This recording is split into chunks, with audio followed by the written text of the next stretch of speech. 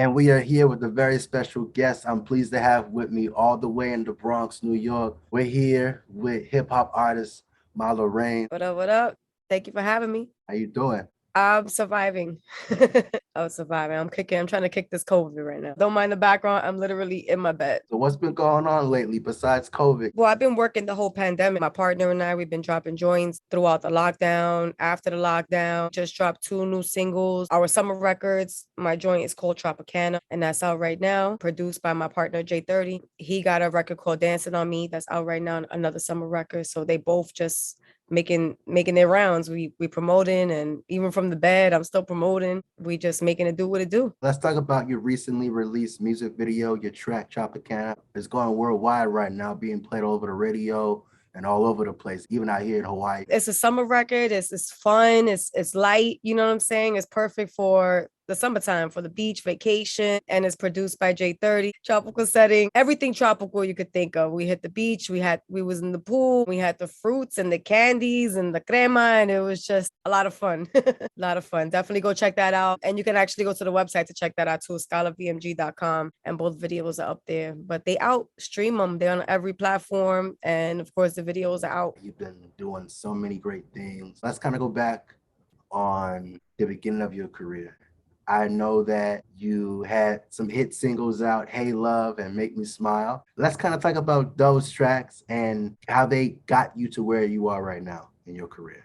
Well, that's a throwback for real. Hey Love. I think what people liked so much about Hey Love was it was like so real, so street stuff. Like my peoples, we had all got together. We just shot in the hood. So, a man and a woman on some regular, I see him peeping another shorty and we get into it. And then the whole video basically is like me and him beefing in the street. So, and then he ends up getting arrested and I call my lawyer and I get out of it. And he's just like, how the hell? And it's just typical hood stuff. It was hood love, like that real toxic ghetto hood love, and people like that. That got people's eyes. Make You Smile was a dope record. I teamed up with Imani. At the time, I think he was vaguely like signing a deal with Jadakiss, actually, at the time. I'm not sure what happened with the deal, but that's how I got to know him as that. He sang beautifully on the record, and we did the video, and the video was just fire. It was very dramatic. That was probably like my second, like I feel like a full production video, because the first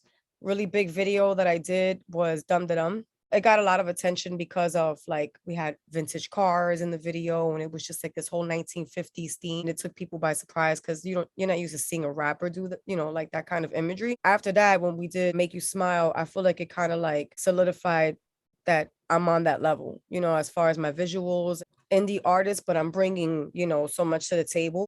Since then, like people expect that from me. So I've just been trying to keep it up, like just bringing some really like larger than life visuals to get creative with it, even to the point now that I'm like designing costumes and designing sets and stuff for the video. So I'm very hands-on with it. So as we go back to the start of your music career, let's kind of go back on another one, BX Till I Die. Shout out to my bro, Eluse on that one. Yo, the hood love that. And I got a funny story attached to, I got funny stories attached to like all my video shoots because something crazy always happens. But in that shoot, we were shooting on the roof of the building, right? Just to get this, because it had like a nice view from the top of the building. One person called the next person, called the next person. And it was like 50 to 100 heads like on the roof. And of course, the cops showed up. Everybody's like scrambling and running. They come on the roof and we like caught in the middle of it. So we had the camera out, and I told the director, I was like, yo, keep the cameras rolling. So they rolling the camera. The cops is trying to figure out what they're going to do because they're outnumbered. They start patting people down. Of course, people have bud, people got stuff on them. They like, all right, we're going to have to arrest everybody, right? So they're like, how are we going to do this? They said, basically, we need to arrest y'all, right? But we're not enough people to arrest everybody. So one of you has to come with us. Somebody's going to get arrested today. That's basically what they said, right? Somebody's going to get arrested today. We're going to leave it up to you guys to figure it out. Who's going to go? So they left it up to us, and everybody's like, well, I can't go. I got a warrant. This one's like, I can't go. I got, whatever. So it's my video shoot. Y'all here because of me. I'm going to take the hit. I'm going to go, right? So I said, look, I'll go. And they just looking at me. And they don't want to take me. I'm the only girl. They don't want to take me. They ended up not taking nobody. which we got so lucky. They ended up not taking nobody because they felt bad that I volunteered myself and I didn't have anything on me. So it was like a waste of time for them. So can you believe they actually ended up walking away from that situation, and it was good. Nobody got arrested, but we still got the footage. So that was great. That was your debut music video. Of course, you know, it was featured national wide. That was quite a big one for you. It was at the time, Music Choice, they were only playing like signed artists. They were playing like major. When I used to go to try to play it, my name was between like Madonna and Nas or something like that. It was like crazy to see my name there, like between two major artists. I was one of the first independent artists that they put on demand, their video on demand. So it was like a big deal for me because nobody else could get that. That was a good look. That was a good look for me and my bro, for Luce. Shout out to Luce. And of course, I'm sure you probably, at the time when you were starting your career, I'm sure you probably had like a list of names or probably even like a few names that you were picking and choosing from. But your artist name, I'm sure there probably was some influence with that, right? Mala is actually my name because my last name is Malave. So when I started off doing poetry slams. I was writing poetry when I first started. All my poetry rhymed, everything rhymed. And I would write it to music in the background and stuff like that. So I didn't realize that I was actually like writing bars because it had a rhythm because I'm writing to the beat, you know, but I didn't think of it that way. So when I would go perform it, I would just perform as Mala because it's my name. People started to approach me and be like, yo, you got bars? And I was like, what you talking about? And they're like, you know, you rapping, right? And I'd be like, nah, I didn't know that. The Reignz came on later. I started to like get into ciphers and stuff like that with my team, 420 Scholars, shout out to them. And we were just a crew that of people that, you know, were scholars, you know? So we all would chill together in ciphers.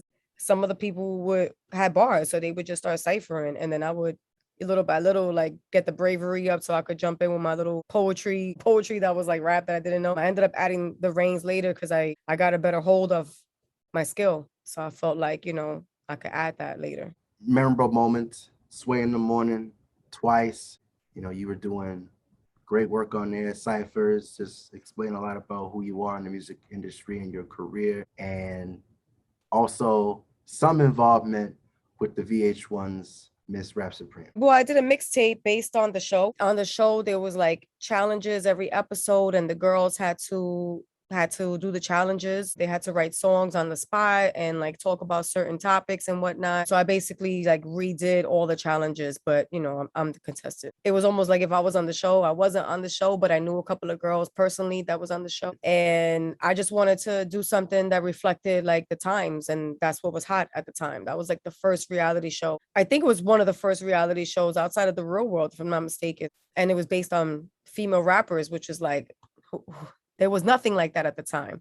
And at the time, female rappers really wasn't even getting any shine. Dope to see that on TV, and it inspired me. I wanted to do something, you know, to represent that. So that's what I did. I redid all the challenges that they did on the show. I redid them on the mixtape, and it opened doors. It opened doors for me to lead to the next project. It got me interviews, and it got me a lot of buzz, and everything just led to the next things. That's why I just continue to work. It always opens doors for the next opportunity. And what was that like being a part of, you know, Shade 45? It was dope. It was nerve-wracking. It was surreal. I mean, you know, these are when you're up and coming artists and you don't really have like somebody co-signing you every step of the way, to be able to actually be a part of an opportunity like that is crazy. MTV, BET. I mean, it's just to be able to say that like I've been able to do those things and not have a deal. Sometimes I forget, but like people like you remind me about it, and I'm like, wow, you know, that's dope. And I just want to continue. I just want to keep working hard and keep experiencing things like that and be able to say that we're doing it independently. It's hard work. It's really hard work to be independent, but not just independent artists, but try to like run a company and do it independently. It's definitely hard work. And we do everything ourselves. Even our videos, everything is in-house. I'm really proud of everything that we've accomplished this far, and I want to continue to go. And knowing that you've been having a lot of success, what is something that you wish you would have known when you first started out in your career? How expensive it was going to be. How long it takes. You know, you plan things differently if you would have known certain things. Knowing what to expect from people and what not to expect from people so that you don't mistake the two, so that you don't waste time or you don't get angry because you can get really, I mean, and not just an independent artist, but artists in general. You know, you work so hard and you just expect, like, you just want this ripple effect. You want to just put it out there and you just want it to be like have this ripple effect and everybody just hears about it and knows about it. But it's not that simple, even though it's easy to just upload something to YouTube or, you know, just post something online or put something on your social media. Like, it doesn't mean it's just going to immediately pick up. You got to work. You got to work. If you're scared to put in that work, it's never going to go anywhere. And sometimes people are going to diss you and they're going to be like, yo, don't bother me. I don't want this. You know, stop sending me music. You just still got to put that work in, you know?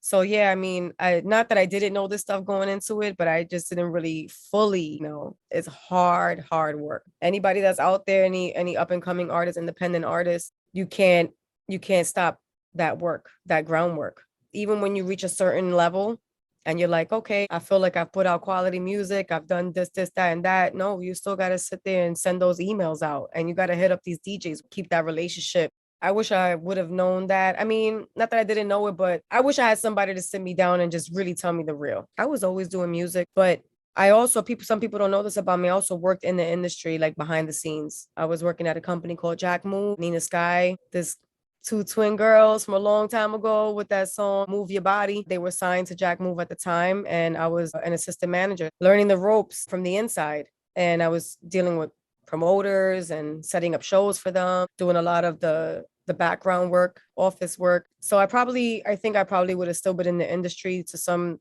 level. It's just in me. It's just always been in me. Just kind of like being in the mix, doing events. It's just stuff I've always been doing. So I think I probably would have still been in this lane of work anyway. Who have been some of your inspirations in music? And as far as, you know, you being so successful, what's been the key to your success? I was influenced by so many artists, Lauryn Hill, Big Pun, Nas. I think all of the greats, Biggie, studied all of them. I was a student of the game. I was a fan. I remember I used to write Little Kim's bars down so I could memorize them, so I could sing it along with her. You know what I'm saying? I used to actually record on a cassette tape. I used to stick the tissue inside and actually record the shows and stuff like that, so I could play it back and learn all the songs word for word. So I looked up to all the greats. I emulate Jay. Like I would love to be like Jay as far as like his business sense. I think Lauryn touched the world in a way that they've never been touched again since a female artist, since a female rapper dropped. Like I don't think any other female rapper has touched the world the way Lauryn Hill has. And not to say anything about the rest of them because they're all dope in their own right, but it's something about the womanness that Lauryn Hill brought to the game, and just Nas and his ideas and the way he puts his songs together, his concepts. And I just hope that I can be like impactful like them one day. I think my key is just continuing to work and just keep putting the music out there so you can't say no. I just keep going. I don't stop. When I first started like really making music, I kind of just threw myself into it. A lot of people like take time. I felt like I was already too old. So I just threw myself into it right away. Like as soon as I said, okay, as soon as people said you're rapping, and I was like, wait, I'm rapping. Then I said, okay, I'm rapping. So then I sat down. I'm like, all right, I'm gonna write a song. I just started performing the song. I threw myself into it. You know what I'm saying? I didn't wait. I didn't like say, well, maybe I need to get a manager, or maybe I need somebody to like help me, or maybe I need somebody's opinion. Nah, I just started going out there and doing it. And then I liked it. And I was like, I never liked anything really like this before. I'm just gonna like make it my career. And then I went into the industry. I just push myself. I push myself and I don't stop. And I push the creativity too, because it's important and it matters to me. I push improving in the craft. Like it's important to me. I'm from the Bronx. It's about the bars, you know what I'm saying? Like we still hold that to a high level. I want that respect. You know what I'm saying? I'm after the respect too, like not just the money. It's about the respect to me, and taking it further with the videos and just letting my mind go wild. All that stuff. I think that's what that's what got me to where I'm at now, and at least still holds me steady. I know a lot of people who started when I started and they stopped for whatever reason. They got too hard or family and life takes over. I just don't stop. So I think that's the key. Just don't stop. So you mentioned presently what you're working on right now in your music career. As far as the future projects or the future goals in your career, what would you say that would be? Well, I want to finish my album. I actually never dropped a real album before. I've dropped EPs and mixtapes and projects and stuff like that, but I've been working on my album, and as usual, I go through so much. Like 3 of our hard drives crashed and we kind of lost everything. So I'm starting from scratch and trying to retrieve what I can, but also writing new songs. So I want to wrap that up this year before the year is over. And then I have another record that I'm dropping soon after this Tropicana record gets a little bit more burned. This new record that I have after Tropicana is going to really like change a lot for me, I feel like, because it's such a different route. It's like totally crossover and pop. And I feel like it's just gonna open a lot of doors for me, a lot more doors for me. So I'm excited about that. So yeah, I mean, I wanna take things up a notch. I wanna just go even further than I've ever gone before. So I'm excited and I can't wait. I can't wait to kick this COVID and I just want to hit the streets again. In your career, who are you mostly thankful for? And as far as what you want your legacy to be? I'm thankful for the people who've been around me and helped in any way possible. I never forget that because they did it for free and especially in the beginning, I didn't have it. And they believed in me that much that they gave their time. And time is money, you know what I'm saying? And you can't get time back. Whether it was, a producer, a cameraman, director. I've went through several different managers. Shout out to Nikki Jams, shout out to Jay Berry and my partner now, J30. We've been rocking for like the last 9 years. It's time. It means everything, to have that support. It's really hard to get that. Sometimes your own family doesn't support, or you think your friends are going to support, and they know you for you, like they love you and they know you and they support you because it's you. But like sometimes they can't see you in that light. Sometimes it's hard for your mother to see you as like this gangster rapper, or sometimes it's hard for like your siblings or whatever to see you as the way, this image that you're creating for yourself. When you have those people that like really back you up and they're willing to travel with you, shout out to Viv Rico or other friends that's willing to just be in your videos, or what I'm saying, just any kind of support it's a big deal. People that come out to your shows, I respect and I appreciate everybody, even if I don't get a chance to say it every day or whatever. Like, shout out to everybody that's ever helped me, because it is really hard to get that support, and it'll make people stop. I've seen a lot of people stop because they feel like I'm not getting the attention that I think I deserve, or the support that I feel like I deserve at a pace that I feel like it should be at, at this level or whatever. Salute to anybody that supports. If you're not an artist yourself, salute to anybody, anybody that's out there supporting their friends who are artists and stuff like that, or their relatives who are artists, because that's just as important. And your legacy. When people look back on your career, what would you want your legacy to be? To respect that it mattered to me. Like I wasn't in it just for the money. I wasn't in it just for like the buzz and to get attention. Craft it is really important to me, and having something to say, actually standing for something. I want women to like love that. You know what I'm saying? I want women to feel like they had somebody. I want all my Boricuas to like respect that, somebody was here holding it down. My Bronx people, I just want them to be proud that like there's somebody that just cares. We're here with the very special guest all the way in the Bronx, New York, Marla Rain, doing her thing. Make sure you guys follow what she's got coming up. Tropicana is out right now. ScholarVMG.com, go to the site. We got more stuff up there too. You can check out like pictures and videos and music that don't have videos and whatnot. And then you can go to my Instagram at Marla Reignz, MALAREIGNZ.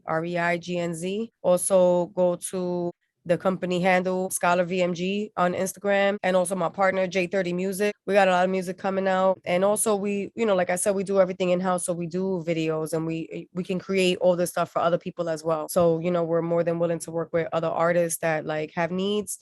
We do like full service. You can come record with us. We'll help you with your songwriting. We'll help you with your recording and coach you through it. For a lot of beginners who just don't know, and even seasoned artists. What I'm saying, that just sometimes you just need different energy and different ideas. So, we build with artists, and then we help you build your visuals around it and campaigns around it. Contact me, hit me up, DM me. What I'm saying? We always willing to work. Keep your eyes and ears open because we got so much more coming. I just want to say I appreciate your time. Wish you all the best. Thank you so much.